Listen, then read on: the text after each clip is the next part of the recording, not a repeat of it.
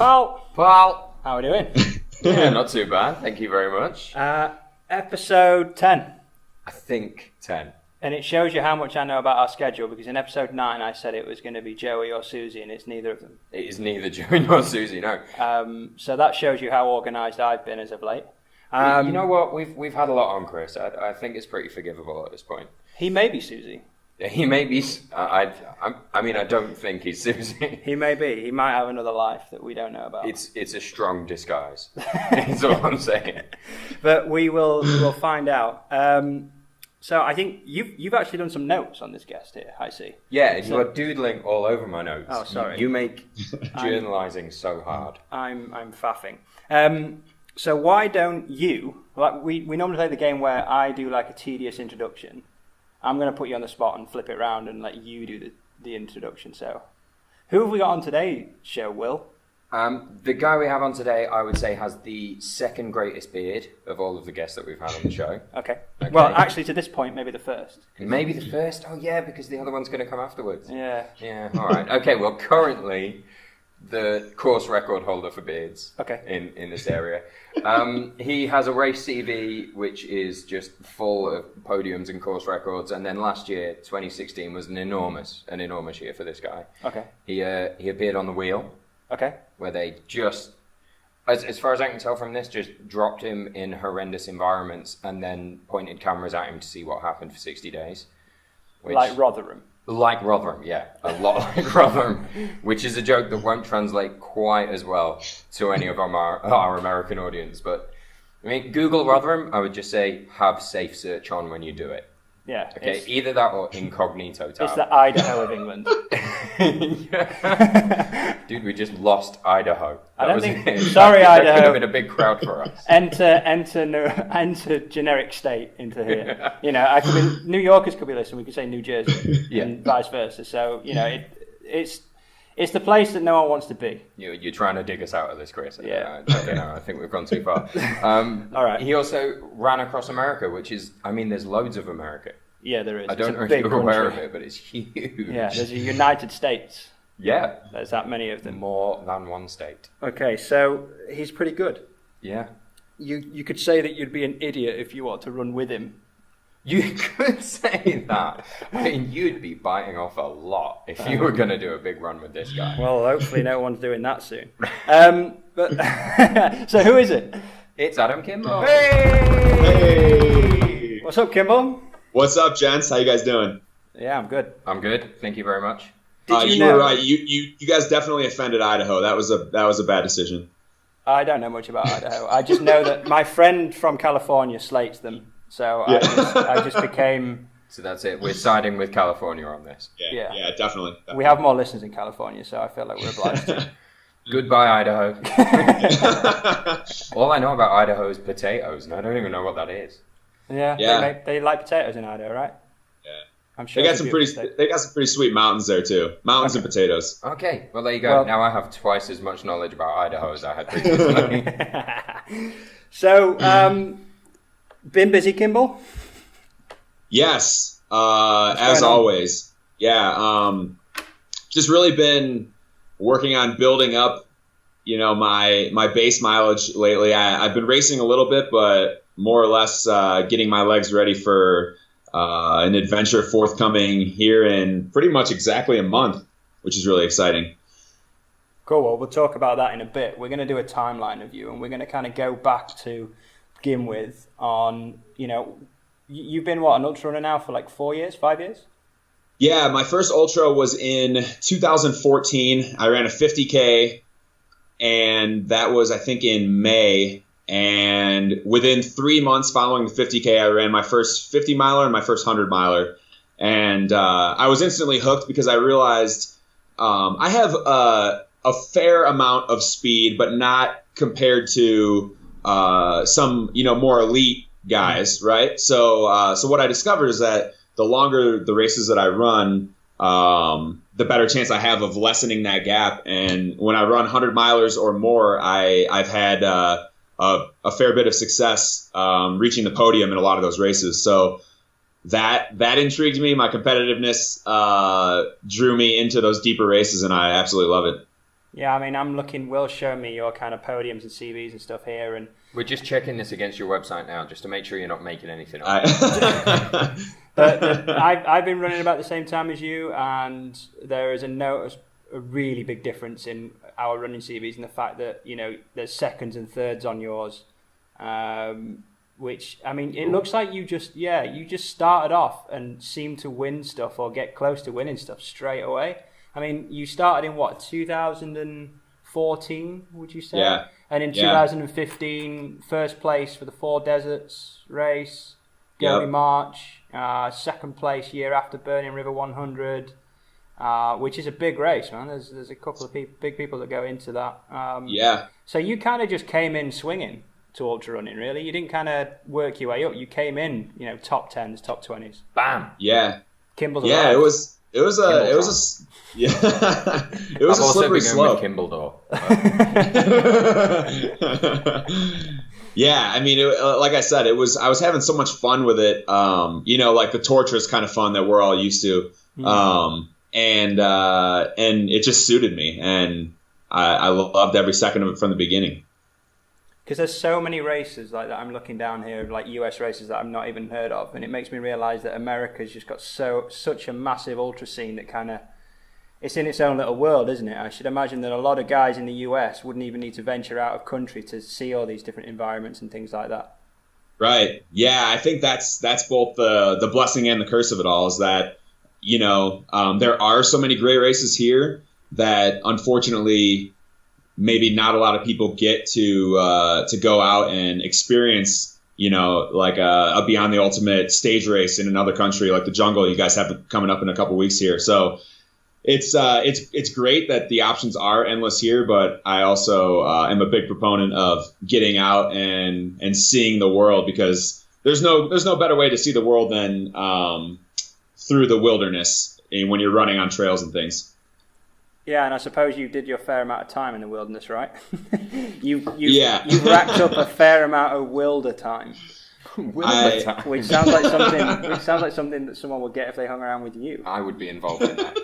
in wilder time. Will wasn't involved in his time, but yeah.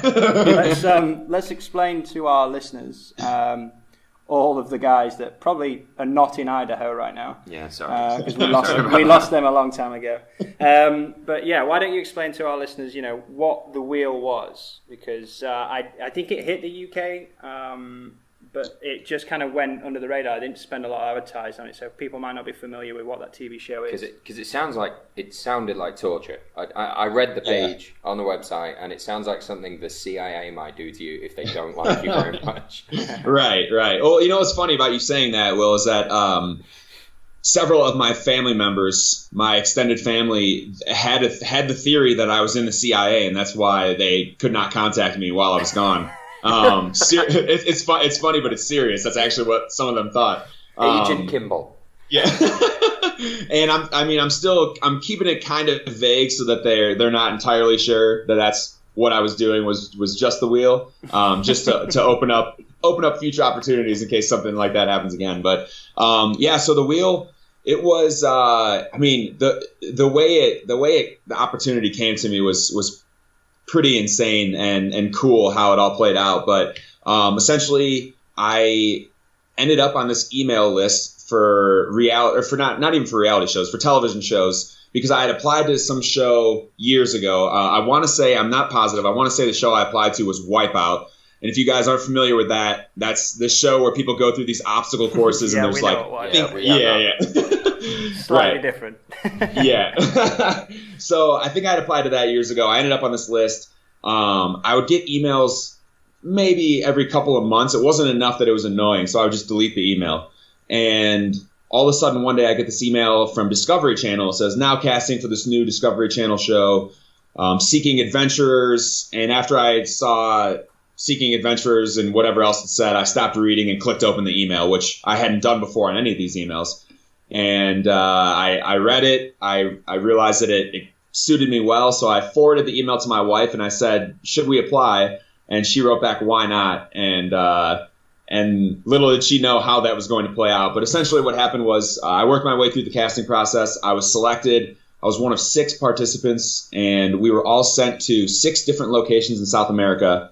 The 6 locations were spread amongst 3 countries, Chile, Argentina, and Brazil. And we were all sent to these different locations, and the concept of the wheel is that at any moment this wheel can turn, this theoretical wheel can turn, and then send you to a new location. So you have no idea how long you're going to be in one location. You get sent there. You have to survive on your own with limited supplies that you've been given. Food you have to secure for yourself via fishing, foraging, whatever it may be. And then at any moment, you don't know when it is, the wheel's going to turn, and you head to a new location. And what we found out after the fact was that the wheel was turning according to the lunar cycle and the way that the moon was changing from half moon to full moon and whatnot. And that was when it would turn. So it was according to a predetermined cycle, but we didn't know that going in. Jesus. So what kind of environments are we talking about? They're not sending you out to Chile and just, putting you in an Airbnb in the capital, are they? Yeah. Yeah, so the 6 zones on the wheel, and I'll put them in the order in which that I went to them, were the tundra. That was in Argentina, essentially a barren landscape, a little bit cold, not too cold, but the difficulty there is that very little food at all. Second location was the island. That was in southern Chile, almost all the way in southern Chile, at the very, very bottom of the country. And the island was very, very cold and very rainy, and that was the difficulty there. Third zone was the Amazon rainforest. The dangers with the Amazon and jungles, much like We're that. With its work. Yes, exactly. So the Amazon was all about the predators. The humidity was really tough, and I didn't know this at the time, but it was insanely hard for me personally to start fires in the Amazon. After that was the wetlands. That was also in Brazil. And actually, the cool thing about the wetlands was that it was the largest sweetwater wetlands in the world. Was the location of this one, and that I think the predators and the heat in that environment, the temperatures got over 100 Fahrenheit, so into the mid to high 30s Celsius there, which was really, really hot. And then following the wetlands, went to the bush plains, which was in Argentina. That was kind of again, just this vast open landscape, not a lot there. The difficulty in that being the changing of things. So the weather would change very, very frequently. Sometimes it was really hot, then a storm would come in, you'd get soaked. So you had to deal with a lot of change there. And then the final zone that I went to was the mountains. That was in Patagonia in Argentina. And that was the absolutely most stunningly beautiful place of the 6. But there were freezing temperatures and it was snowing for about a third of the time that I was there. So that was obviously pretty difficult as well. And what did you have to survive? We were given a pack to start, and the pack included a handful of basic items. We had a machete to cut things down, a tarp to keep us dry, a sleeping bag, a few other little tools, some fishing supplies, fishing gear, like a fishing net and a line with a couple hooks. And then we were given 3 days worth of rations. So the rations included dry rice, dry beans, a little beef jerky, and some trail mix. Those were the 4 things, and it equated to 3 days worth of rations. And that was really all we were given, and they said, have at it. And did you know how long, at the beginning of this, how long the total thing would be? Or was this in your head an endless thing that you just had to hold on for as long as possible? Fortunately, we knew that the cap was 60 days. So we didn't know within each zone how long it was going to be, but we knew total it was 60 days. So when I got to the final zone on day 44, I knew I had 16 days in that last zone if I was going to make it to the end. Okay, cool. And I bet those days just dragged on, right? I bet they that was did. The longest 60 days. Yeah. I mean, it was, I've spoken over and over again about the fact that this was mentally, physically, emotionally the hardest thing I've ever done. And that, I mean, coming off of the Transamerica run, I never thought that there'd be anything that would test me as much as that. But the seclusion, having absolutely no contact with anybody for 60 days ended up wearing on me a lot more than I thought it would. I wondered about that. So you're going to have to forgive me here. I hadn't actually seen the show, but was this, I imagined almost like a Bear Grylls style thing where there's somebody pointing the camera at any given time. This was literally just you. Yeah. It was us. There was a small crew of people. So there was, I think at any time, maybe 2 cameramen, 1 producer, and then usually a local person, a local guide that could assist you in case there was, if I was about to eat a poisonous plant that was going to kill me, the guide could say, hey, stop, and so there was a handful of these people that were not supposed to interact with us at all. So you've got a few people pointing cameras, and then it's just you. And that's it. You're not talking to anybody. You have absolutely no communication with people. I had a lot of friends and family from back home.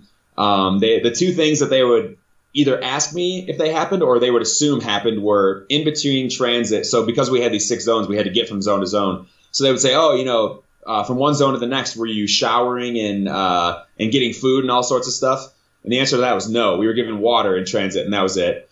And then the second thing was, were you able to give your wife a call or talk to family or things like that in between transit? And the answer to that was also no. So I literally did not speak to my wife for the 60 days that I was gone, plus a couple days on each end where before and after where I didn't have access to a phone. So it was, there was no break in this challenge. It was start to finish how it was from the very beginning. And you and your wife are really close, right? You guys do everything together. Yeah, we're high school sweethearts. So we've been together since we were 16 years old, and I'm 30 now. So you can do the math on that. It's coming up on 14 years together, and we've spent time apart. We both went to different universities for school and did our own thing. But you've always got a phone, and that was the difference. Not being able to have any contact with her at all was really, really tough. Yeah, I just can't. I mean, people can think that they'd be okay for 60 days without speaking to anyone, but that without conversation, without challenge, without someone to pick you up, without someone to bounce ideas off, And I think I would have I think I'd have like Wilson-style Castaway, with a painted rock by day, like maybe about 6 hours in. Oh, definitely. Yeah. I'd have cast a girlfriend out of clay and mud. Yeah, there'd have been somebody else involved. I would have put some glasses on a rock and that would have been like I was there. Yeah, I'd been doing podcast episodes. Yeah, so what's perfect about you saying both of those things is that one, heading into it, the idea of not communicating with my wife or any family and friends for a long time in my head was tough, right? You're like, yeah, of course that's tough. But then you're out there for 2 or 3 days and you're like, this feels like an eternity, right? And that's just a couple of days. So then when you stretch that over 60 days, that was just mind blowing how much that wears on you. And then the other thing, your joke about the rocks, in the very first zone I was in, the tundra, I was there for 8 days. And on like the 5th day, I found these 2 really cool looking rocks and I named them Rocky Balboa and Dwayne The Rock Johnson. Strong names. Very good. I haven't got any other Rocky kind of style names to sneak in as a third there. But Rocky Marciano. Oh, I'm clawing around here. I got nothing for you. You yeah. No, go on. No, it's not got anything. Well, I mean there's so many different. Barack Obama. Oh, nice. Wow. Thank you. I am upset that I didn't think of that. Wow, that's good, Will. Yeah. I can leave now. Drop the mic. Boom. If we can do that, edit sound effects in. No, yeah. So, I mean, outside of the isolation, the obvious, challenges of survival, I'm guessing you did nothing like this, previously. So you'd have had to pick up some skills on the go, like maybe even like how to fish, how to get your own food. You don't eat meat, right? So correct. Yeah, I'm a pescatarian, so I eat seafood and fish. Yeah. So you've took maybe a third of your opportunity of food away. Was there any animals that you could have eaten when you was there? No. So I had told myself going in that nothing was off limits. I more or less started as a pescatarian a couple of years ago. More like just to kind of see what it did for my body, and I liked how I felt. Yeah. And so there was nothing really binding me to it other than that I liked the nutritional aspect of it and what it did for me personally. And so I knew going in that nothing was going to be off limits. I never ended up really seeing too many ground critters and things that I was able to even have as an option to eat. But I did cave, and it's funny, I was able to last 54 days before I dug into this, but I mentioned the rations. One of the things was beef jerky, and so on the 54th day, I dug into my beef jerky. Nice. And I had been smelling it what I would do is I would open the bag and smell it, and to some people they probably would have thought that was torture, but for me it was enough to satisfy me in the moment. And then finally, with like less than a week to go, I caved and started eating it. Dude, I'd have made like 54 seconds. Yeah. Like, We've already spoke about it. Mainly quite similar in the fact that our calorie requirement's pretty high. Yeah, a pretty high calorie requirement, and quite a lot of it used to be alive. Yeah, I saw a couple of clips, and I saw the one with the sloth. Or sloth, depending on how you pronounce it. How would you pronounce it? I don't know. I didn't realise that was like a scone or scum thing. Sloth or sloth? Sloth or sloth? Sloth. I'd say sloth. Let's go sloth. So you saw a sloth, right? That could have been an opportunity to eat, right? You can catch it. Yeah. Yeah. I mean, what's funny is that, and I don't know if, I've been, even though I too will have eaten animals for most of my life, I've always loved animals too. And so I don't know if it was the animal lover in me or not, but I honestly, the thought of killing the sloth didn't even cross my mind, which is, in retrospect, is kind of strange because at that moment I was as hungry as I've ever been in my life. That was about a little over 3.5 weeks into the challenge. And so I came across the sloth and had this really cool moment. It was in a really flimsy palm tree that I was able to bend down. So I bent it down, and I mean, it was like my own personal zoo, but it was in the middle of the Amazon, which is pretty awesome. So I was able to touch it, and I mean, they're very gentle creatures. It was a 3-toed sloth, so it had the sharp claws, but they moved so slowly, and it seemed completely non-threatened by me. So it wasn't trying to do anything, and it was literally just trying to climb the tree as I was filming it. You was bending the tree back down for your own entertainment. Yeah. I don't think I could kill a sloth. They are awesome animals. Yeah. I mean, if you was to get attacked by a sloth and that was your reason to go out of the show, that would have made worldwide news. You don't have to fight the sloth, sure. My lethargy would have had to be at like a record level for that to happen. Post 100-mile run. To be fair, I don't think there is anyone involved in this podcast right now that could hold their head up if they couldn't outrun the sloth. Yeah. Right. Don't be threatened by it. And what's funny is that, I've seen, I don't think I'd ever seen a sloth even at a zoo up close before, but the whole how they are portrayed in everything in actually one of the things that comes to mind is this animated film came out maybe a year or so ago called Zootopia, and there's a scene where these animals go into a DMV to get a driver's license, and the joke is that DMVs are often slow, and they have sloths working behind the counter, and they're very methodically doing everything. But the funny part about it is that they are as slow as they're portrayed. The sloth was one hand at a time moving, trying to go up this tree, and it was taking a very long time for that to happen. Of course it was. You were bending the tree over. Yeah, they can get moss. This is just cruel. They can actually have moss grow on them. Did you know that? Yeah, I did not know that. They can get moss grow on them because they're that slow. That's great. That's a great knowledge drop. I found out because of this connection I had with the sloth. I did a little more research and started watching other shows and things, and I too saw that the moss can grow on their backs and things as well.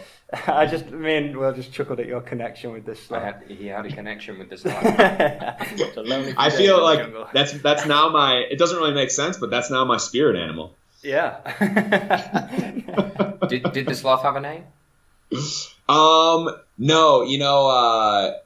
I didn't think about naming him in the moment. And then, someone told me afterwards, again, this is another reference to an animated movie. Someone told me I should have named him Sid because there's a character called Sid the Sloth from Ice Age. Yeah. So, that was a missed opportunity, much like the Barack Obama thing, but hey, can't win them all.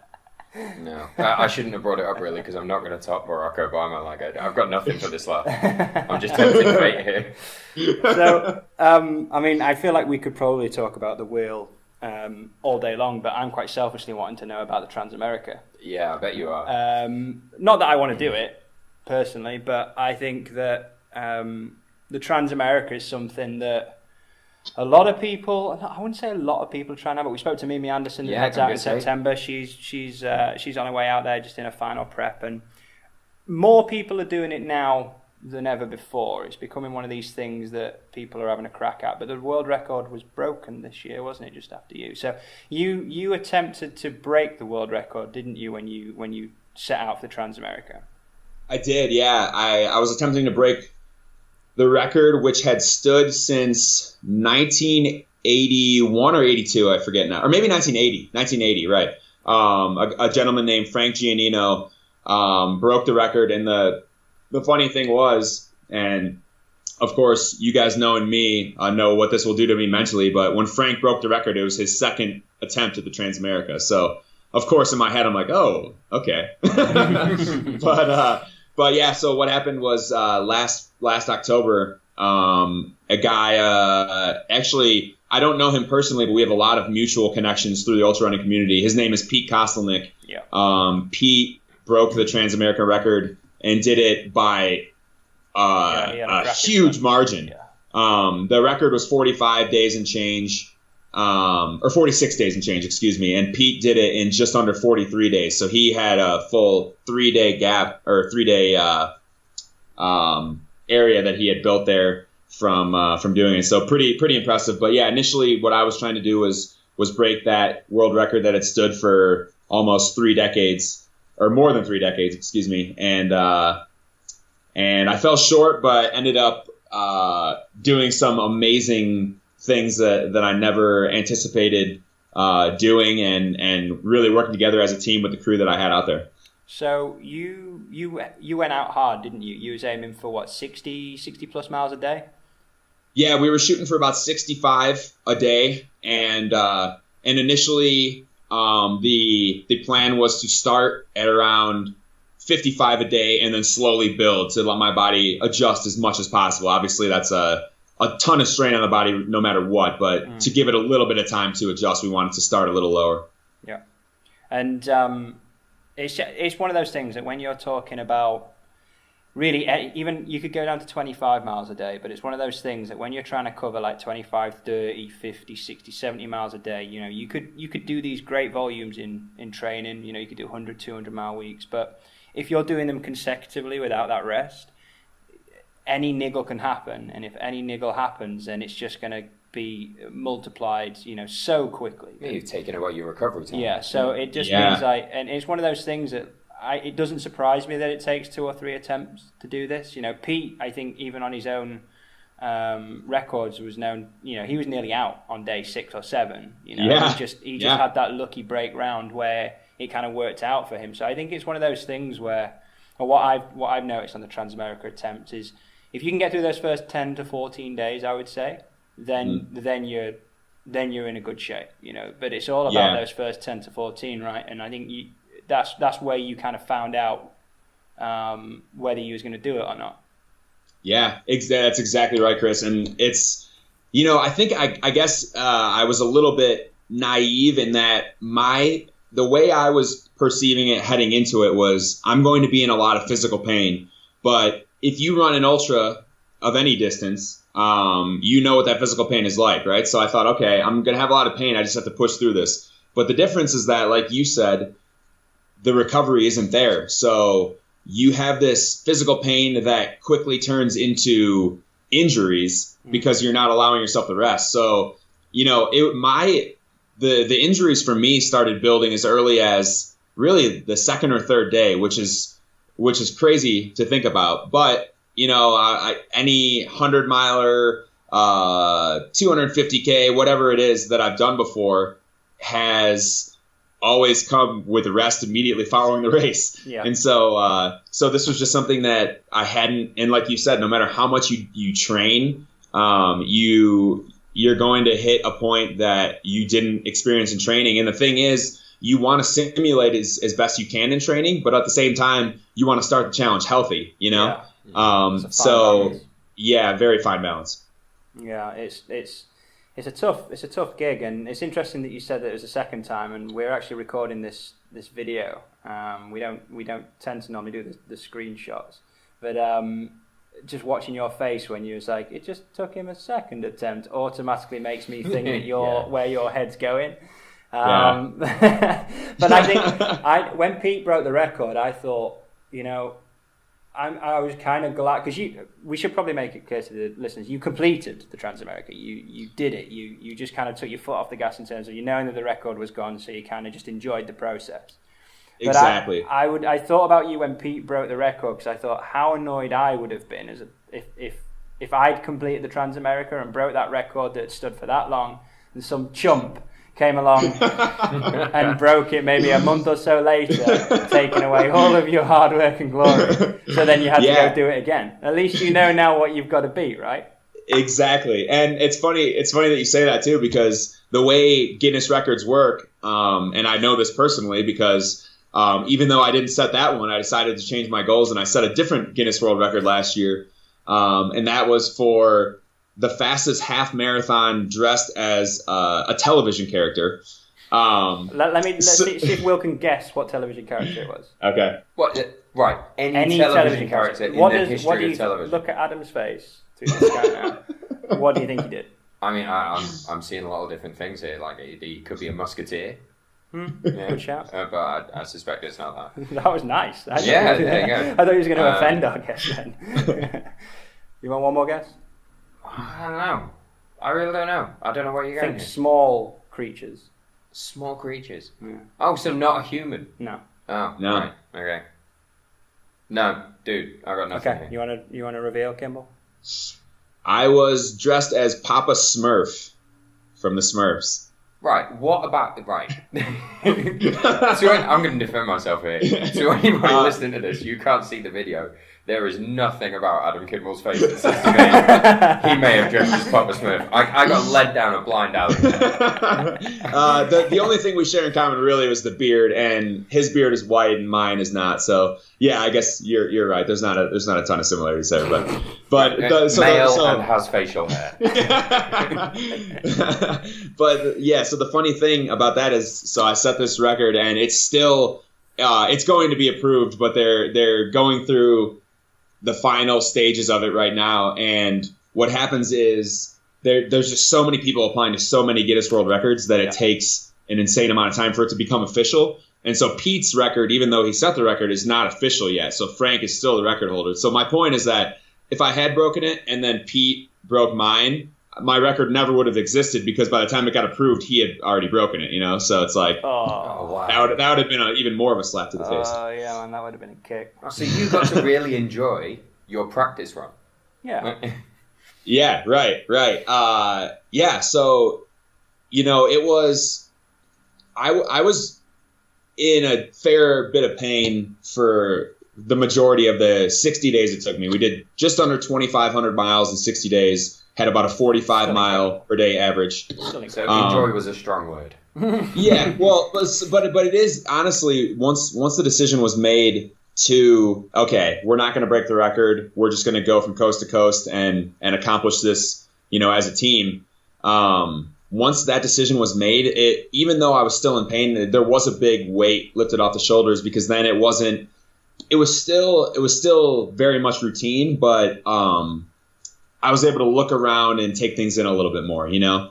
And I'm really grateful for. And a big part of that, not only physically looking around and enjoying the 8 states that we ran through in the United States, it was also enjoying the insane amounts of people that came out to either run with me, support us by bringing us food and drinks and things like that, or just come out and give a high five and say hello.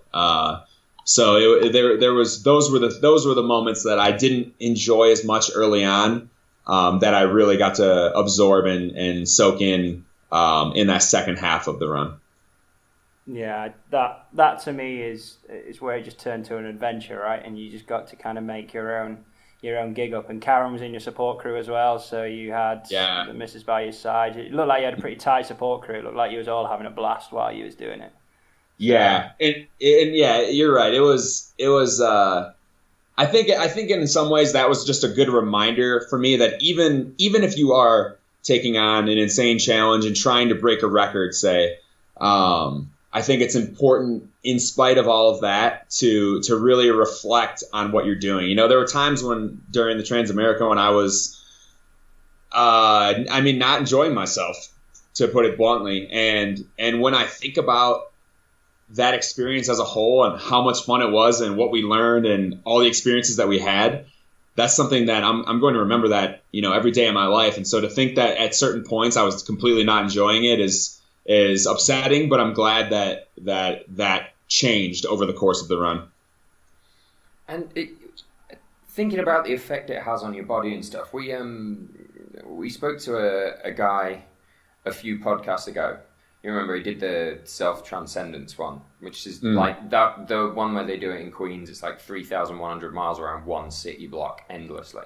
Yeah, so that's on the 24-hour podcast, so you can listen to it. It's a day in the life of the 24 hours, so yeah. But one of the things he was talking about was the way that your body starts to adapt to the regular mileage. And he was saying he came to a point where it became pretty much impossible to stand still, because his body just wasn't used to doing that anymore. His musculoskeletal system had become just entirely adapted to this pace and this mileage. Mm-hmm. I mean, what kind of effects did you find it had on you?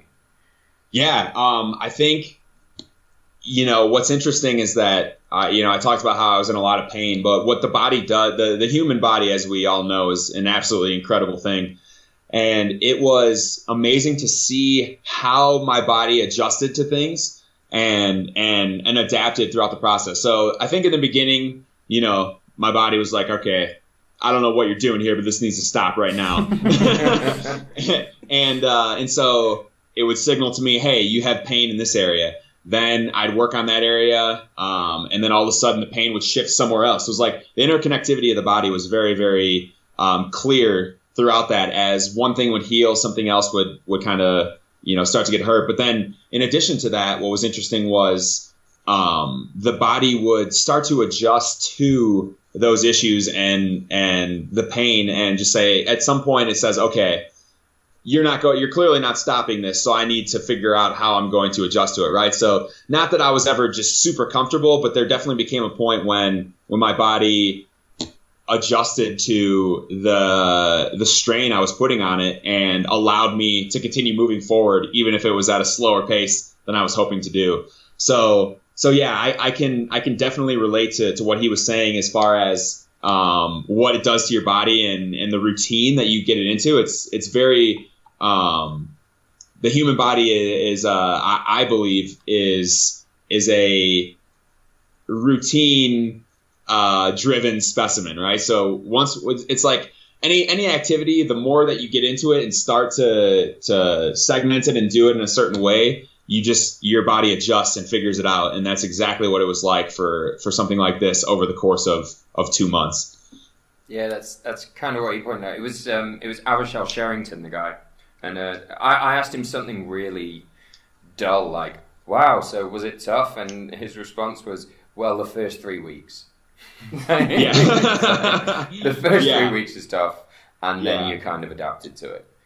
You know, another huge lesson that I learned, and you made me think of this with what you just said, was, and this applies to the wheel, this applies to the Transamerica run, this applies to the challenge that Kris and I are going to take on that we'll discuss here in a little bit. And that's, for me, and I honestly, I think this can apply to anything in all aspects of life, but it's important to set huge, awesome goals. I really believe that. But at the same time, you have to attack those goals one day, one step, one piece at a time. And for me, when I was struggling early on in those first 3 weeks, as you said, for me, especially the first 2 weeks were really, really tough. During that time, there was one day I had a conversation with Karen, my wife, and I said, Karen, we've got 2,000 miles left. How am I going to run 2,000 miles when my body feels like this? And she said, don't think about 2,000 miles. Think about the 50, 55, 60 that you have today. And I said, okay, let's do that. I can mentally manage, I can't manage 2,000, but I can manage 50. And same thing with the wheel. 2 weeks, 3 weeks into the wheel, I thought, how can I do another 40 days out here in the wilderness? And I couldn't think like that because it was overwhelming. So I said, I'm not going to think about 40 days. I'm going to think about today. And then today turns into tomorrow, turns into 2 weeks, turns into 60 days, So when you really break down huge, insane goals into achievable chunks, slowly but surely you start to achieve those things, and it's pretty amazing to see in retrospect what you accomplished. Yeah, Mimi touched on that, didn't she? Yeah. Some of the things of just breaking it down into manageable chunks, and even checkpoint by checkpoint, or mile by mile, or even the next hill, or just focusing on that next thing, and then when you get there, just picking the next one. It just seems to be a common skill that ultra runners have developed. I mean, when you race, you're not looking at anything, are you? You're just thinking about get the next guy or stay in front of that guy. But when you're looking at achieving these awesome long distances, it can be so overwhelming if you focus on what lies ahead that you've just got to kind of blank it out. And it's a skill that you kind of learn, right? And you have to learn by doing, I should imagine. Totally. And another person that lived that out and exemplified that sentiment, who I'm sure you guys are familiar with, is Rosie Swell Pope, who has done some unfathomably long journeys. She ran across the U.S., but she went home and she took it. She was self-supported, doing it 10 miles at a time, and it took her a year and a half or 2 years. And to think when you think about how long of a period of time that is, she has to have that mindset of, I'm just taking it day by day, because if she thinks to herself, this is going to take me 2 years. To me, that's really, really hard to wrap your head around. I don't know with Rosie, because I was fortunate enough to meet Rosie, and we should try and get her on here because she's a great person, And to the point when you bumped into her and you was like, I saw on your social that I've met this amazing woman called Rosie Swell. And I was like, yeah, of course he's met Rosie Swell Pope. It didn't surprise me, because she's ran around the world and she lit. That's her life. Like how some people live in a canal boat, or some people live in a caravan. Yeah. She just lives in a little wheelbarrow that she's made for herself. That's what she does. Did she have it? Is it called Icebird or something? Her little like a little cabin that she pulls. Did she have that with her? She did. That's what she slept in. Yeah, so she's self-supported by all accounts. She pulls a house. So she pulls this thing. It weighs 40 kilo. And then I went to see her talk. And when I got there, everyone was like, shh, Rosie's asleep. And I was like, where? And she was out there. They pointed to an industrial estate in Attercliffe where she would just pulled up in essentially a wheelbarrow with a cover where she was sleeping. And for our American listeners, you won't be aware of Attercliffe, but think Idaho. Attercliffe does not have mountains or potatoes. It has high crime rates. We were just getting back in. Yeah, I'm defending Idaho. Don't compare. We've lost everyone. So sorry. I'm so sorry. We've lost everyone in Attercliffe, but I don't care. Yeah, but of all the things, there were some pretty incredible. Some things a little bit scary. That happened throughout that Transamerica run, but there was nothing more absurd than running across America and having someone running across America in the opposite direction run literally right past you. I mean, wow. Pretty America's really big. Yeah, it is. And again, what's funny about that, and I've always been a firm believer that everything happens for a reason. And what's funny about that is that when we ran into Rosie was days after we had decided we were no longer going off after the record. And so we modified our route. And had we not modified our route, we never would have passed her. So pretty crazy. That's cool. Yeah. I mean, let's test we're actually growing with our American listeners, Adam. So obviously being a UK-based company, we've got quite a loyal UK following. Our American listeners are actually coming on quite steadily, actually. We're getting a lot of people from a lot of states. And I've been looking at our kind of data and across the states, and it made me realise how little I know about American geography. Yep. So let's test our knowledge now. So which 8 states did you run across? Okay. So I started in California. No, that one. We took the southern route. So California to Arizona. No, Arizona. Hot in Arizona? Yeah. Yes. It's a warm place. Yep. There are big holes in the ground. Yep. Yeah. Okay. New Mexico. Not Roswell. all. Yes. Yes. Not all so Mexico. those and so Not old Mexico was that. I'm not letting that go undocumented. Facts so with to Will give and Chris. to give the listeners an idea of the timeline of when we were doing this, I began in February and finished in April. So that going in the southern part of the United States was good for temperatures. It was still relatively good overall, but unfortunately during that time there were some record highs in those states. So when I was in Arizona and New Mexico, there were several days that were into the 90s Fahrenheit, which again, think mid 30s Celsius, which at that time of the year it was almost unheard of, right? So that was a little more challenging. But okay, so New Mexico is the third state. Texas. Yep, no Texas. No guy from Texas. Yeah. And that's I think Texas, I should know this. Texas and Alaska are the two biggest states in the US. I think Texas is Texas might be smaller than Alaska, actually. I can't remember. Anyway, Texas, then Louisiana. I know nothing of Louisiana. Hot sauce. Yeah. That's all I've got. Riverboats. Riverboats. Crawfish. You guys know those? Yeah. Okay. Yep. What's a crawdad? Is that a thing? I think a crawdad and a crawfish are the same thing, or similar species. Okay. A lot of animals. Chris just looked at me when I saw that and like, what did you even just say? Like, is that a word? Yeah. Crustaceans. They're crustaceans. Okay. So Louisiana, Mississippi. Yep. And I'm gonna bring this up only because everybody in Mississippi that ran with us brought this up. But Mississippi is, fun fact, the fattest state in the U.S. Hell yeah!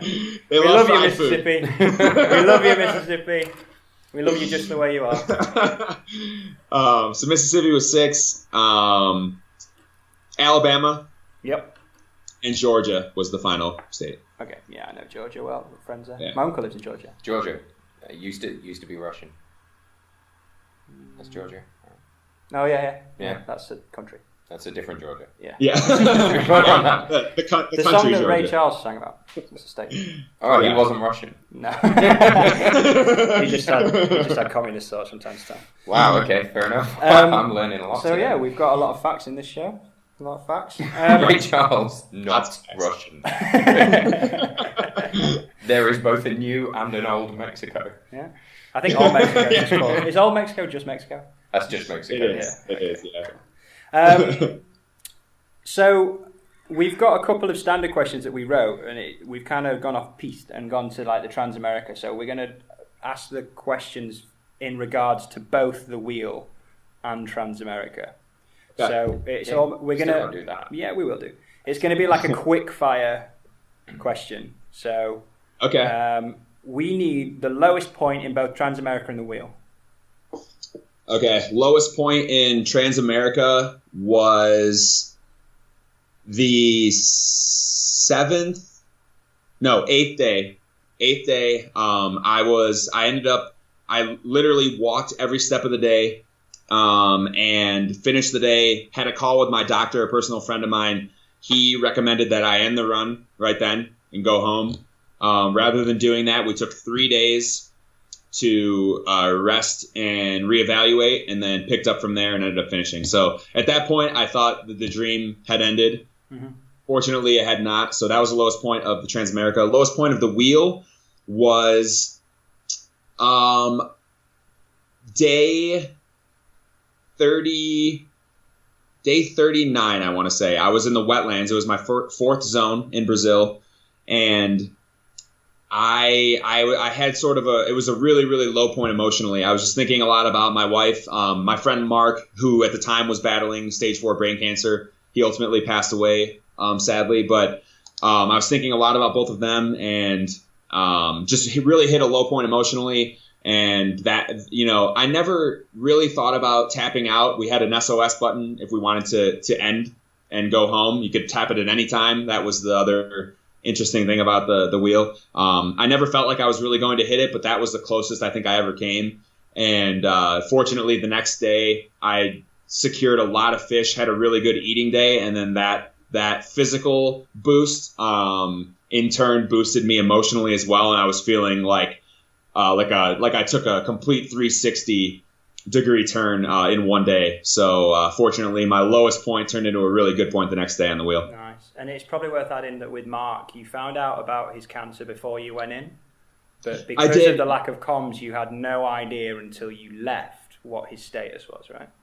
Exactly, yeah. So a big part of me wanting to take on this challenge, I had been spending months before, I left for the challenge at the very beginning of September. From May to September, I had been in the hospital with Mark. I spent at least one night a week overnight with him in the hospital. I'd visit him a few times a week. And,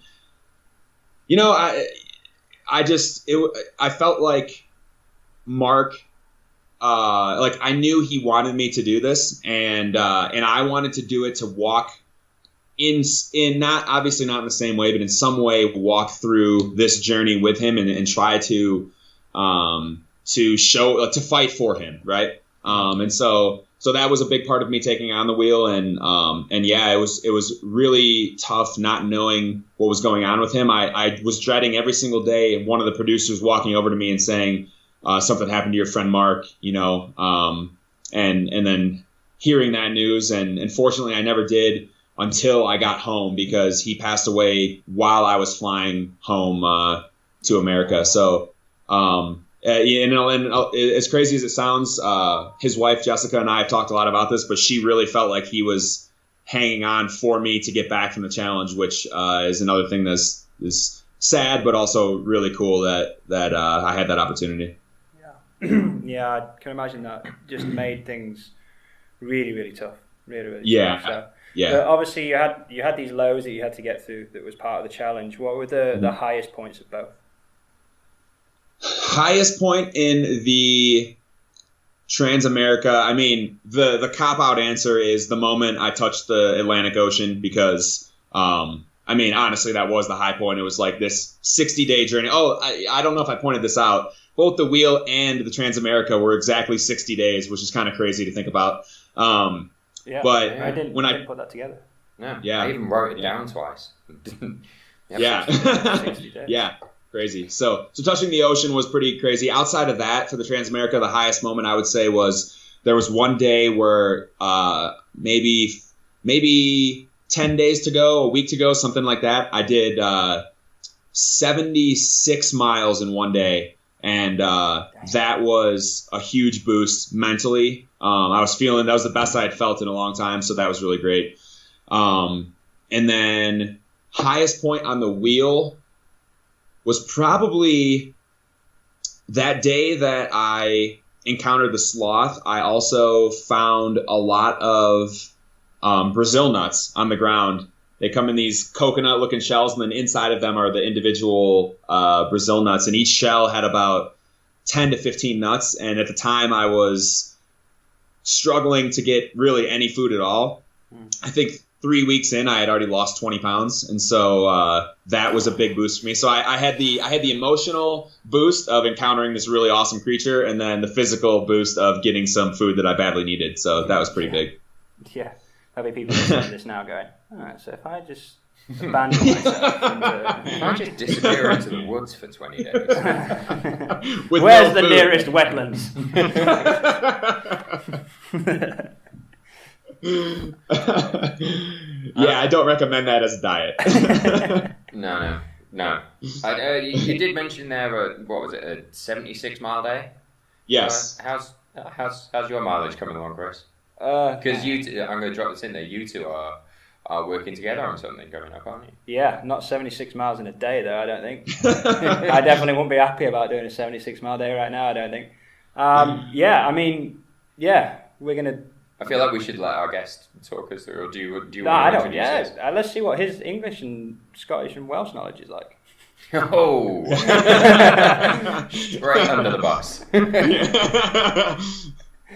Scotland isn't the fattest state. I'll just say that. You can't drop fat lines about Scotland or any state here. You should be careful about offending Scotland in any way. They're quite fighty. Oh, that's great. So what is it? What are you and Kris going to be up to? So the wonderful thing about when you take on a crazy challenge is that then your friends that also like to take on crazy challenges invite you to participate in those crazy challenges with them. So Kris reached out to me and he said, "Hey, it was I think it was a handful of months removed from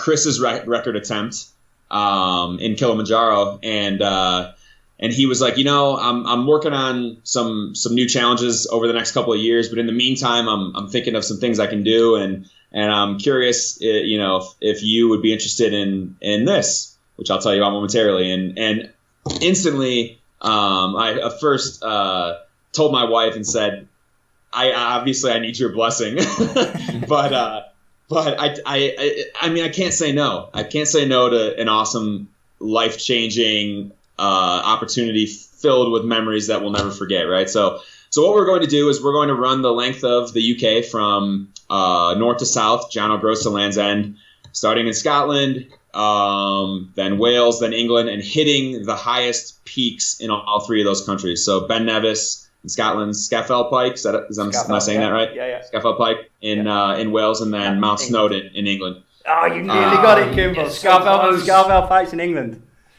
Don't feel bad. Don't feel. It's my briefs. Oh, is Snowdon in Wales? Snowdon's Wales. Oh, okay. So I mixed those up. Okay, so Snowdon in Wales. Yeah, they're two big lumps. Yes. So we're gonna hit all three of those peaks in addition to going from north to south, and have somewhere between probably 1,000 and maybe 1,100, maybe a little more than that miles, depending on the exact route we take. 31 days though, bro. Not 60. Yes, 31. Yeah, I mean... Micro-adventure by Kimble. Yeah. Micro-adventure. Yeah, so... and, that just goes back to what we were talking about, too, with making it an adventure and enjoying it. That's one thing I'm really excited about, is one, getting to share this with you, Kris, and then two, from the beginning, not worrying about breaking a record and just really taking in what we're doing and enjoying every moment. Yeah, so I mean, the idea that I had originally stemmed by because I haven't done the 3 peaks, which a lot of people have. A lot of people say, "Oh, you've done the 3 peaks," and they just assume that a runner would have. If this is the kind of thing you do, you ran up a mountain in Africa, but you've not even ran up the highest ones in your own country yet. Yeah. And then bloody foreign aid, and then. I've always fancied a joggle or a lijog, depending on what way you do it. I just prefer saying joggle. I think that would be the only thing that would make it that way around. And then I just thought, why not do both? And why not do it with someone else? I'd been doing a lot of time on my own for the adventures, and I kind of fancied a bit of company. So I just reached out to Kimble, and it took him about all of 3 seconds to reply. So that's what we're doing. And the weird thing is, we're not going for any records. We're going to probably be doing about 30 mile a day-ish, I should think, for 30 odd days. A lot of climbing it. We're going to be doing like the West Highland Way, Glencoe Way. We're going to follow the route the Dragons back. So we're going to be taking on some iconic... Oh, you're going to see all the good bits. Yeah, so we're taking all the best bits in. But the interesting thing is, to my knowledge, I just assumed someone would have done it, but I don't think anyone has. So...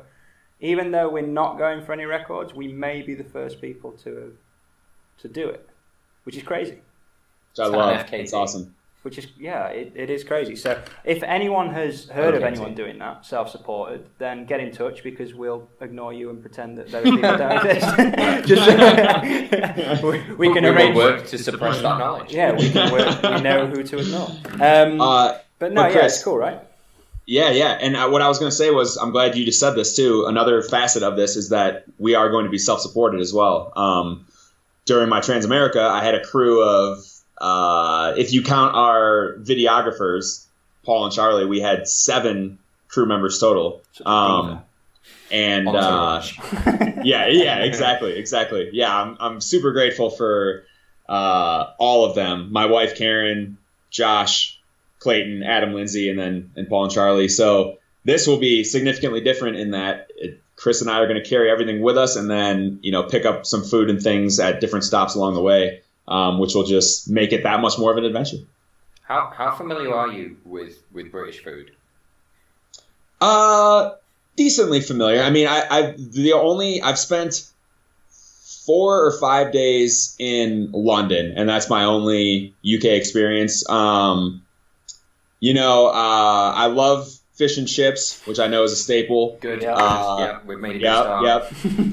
I've heard a lot about. I don't know if it's just in Scotland, but I've heard a lot about haggis. Obviously. Okay, good. Battered haggis is another thing. So you can actually get haggis fried like fish. That's a special treat. That's interesting. In Scotland, they will pretty much deep fry anything. Yeah. So we have these things called. So they are Mississippi. Yeah. So they have a chocolate bar here called Mars bars. I don't think. Yeah, they might have. They might. They might hit the US, but they've probably got peanut butter in them and called something completely different. But they batter them, so they get a chocolate bar and they fry them up and stuff. So there's a few interesting things. We're gonna run by a few distilleries as well. So, I don't think getting enough calories in is going to be a problem in Scotland. Yeah, you should. No, that's good. That's good. Yeah, it's going to be a cool adventure. If anyone wants to follow it, we're going with the title "Great British Adventure." It's hashtagged. I like that as a name. Just a Great British Adventure. It's very simple. Yeah, it's exactly what. It is. It is very simple. And I will give you a fact, Adam, that a lot of people know about. Even in this country, they get it wrong, and that's the difference between Great Britain and the United Kingdom.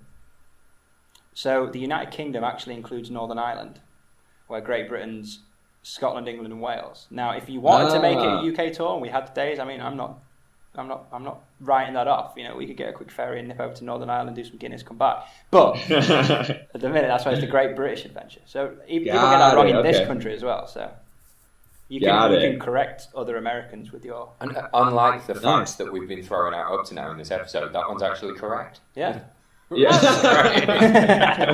See, this is great. This is knowledge for all the viewers. Yeah, their geography after this podcast is going to be so much better. So much better than ours. Collectively, that's awesome. We could do that. So, Adam, this podcast has come to an end quite sadly. Yeah, I'm sad. I'm quite sad. But we are going to get to know each other rather well over across all of July. You guys. Yeah. The bromance is already brewing. Can you feel it? Yeah. I can definitely feel the bromance. That's me. Sorry. Yeah, it was funny because Will said to me, there was a possibility that Will was going to be doing this podcast without me, and he said, I know very little about Adam Kimble, about what I've read, and I was like, I also know very little about Adam Kimble. It's not like we've met, so I think we'll get on. I'm pretty confident we will. It'll be very awkward if we don't. But you'll be thinking about the wheel and thinking, 60 days of isolation wasn't so bad. Yeah. Will is normally my training partner, so has gone on long runs with me, and Will, do not let him have caffeinated energy gels. if there is one thing you should not do, let him eat anything else. In fact, let him eat everything else. He needs food. He gets hungry, but nothing caffeinated. But man, it has been awesome to have you on. I can't wait to run around the island with you in July and show you the best of British, show you what we've got. You guys are going to have a great time. Yeah, like I said, in my opinion, there's no better way to see the world than by running it, and so it's gonna be incredible. Anyone that wants to listen to this episode, or anyone that's listening to this episode, we're probably on our race right now. We're probably doing the Jungle Ultra. We're probably in Peru right now. I have probably edited this on the flight over to Bogota, and so we found some creaky internet somewhere. Probably sweating our asses off in a Peruvian hut, trying to get the race and all the finishers all the runners to the finish line. So if you are listening to this, you can subscribe to our podcast if you like what you hear. You can do that on iTunes, and do it now. go do it now and subscribe, because people have said, oh yeah, I will do that, I forgot about that, and they get our podcast via email about 5 days later. If you want to be the first to hear it, you have to subscribe and be in the cool club. Yeah, just do it. Be cool. Be cool. Why are you not being cool? If you are in the States, especially so, because Adam is our first American guest. Hey, and we want more American guests. We want to reach across the pond and get more American guests. So we need the subscribers and the views over there. And we really need to re-engage with Idaho. So yeah. So if there's any ultra runners from Idaho, get in touch. You have a chance to redeem Idaho. We are ready to apologize. Actually, what's even funnier about this is a great friend of mine, Lisa Smith-Batchin. She's a female ultra runner who's a monster in that world. She's from Idaho, so. Okay. Well, she has an opportunity to defend her honor. Thanks for coming on, mate. Everyone that's listening in, you can tune into the race and watch the race live, see all the guys doing that. You can follow Adam Kimble on all of social media. He's crossed out just all of them. Adam Kimble Ultra Runner, is that right? Pretty much. Yep. And Instagram is Adam Kimble 818. But I'm definitely going to be sharing this episode on there. So yeah, so you can hopefully kind of find Kimble's stuff through that as well. Yep. And if you're in the US, you can even in the UK you can buy the wheel. So if you want to watch that show tickles your fancy, you can buy the wheel. I spotted it the other day. You can buy that and catch up and watch all the episodes that Adam was in and watch the sloth. You're trying to get commission from Discovery here. Well, I'm just trying to get dibs on the next series they might do with UK competitors. Yeah, okay. So yes. If I could send them in Rotherham for 60 yeah, Attercliff and Rotherham, the two areas. Oh, I got to mention one other thing. Before I left for the wheel, I was vaguely asking Kris, weird questions about spending time out in the wilderness, and he gave me answers not knowing why I was asking, and later on he found out. So my inbox is full of weird questions because I just tend to know weird people, but you can imagine what my inbox is like of questions, and then I get one through from Kimble saying, I might be going to the jungle next week. You got any survival tips? And I actually quoted Pete Newland to him. So Pete, if you're listening, you're going to be infamous with jungle's neutral. The jungle is neutral. No one knows what it means, but jungle's neutral. Yes. It doesn't care. It doesn't care who you are. That's a great line. I'm massive. That's another. The jungle is definitely massive. All right, guys, we can do this all day. Like Barack Obama, we're going to drop the mic and leave. You can tune into our next episode that will be Joey or Susie. Probably. And then our final episode of the series is Sean Conway, who might take Adam's beard title. He really might. It's just powerful. It's like a lion's mane. Oh, man. Ta-ra, everyone. See you later. See you later, guys. Bye. Cheers. And then... Cheers, Kimble.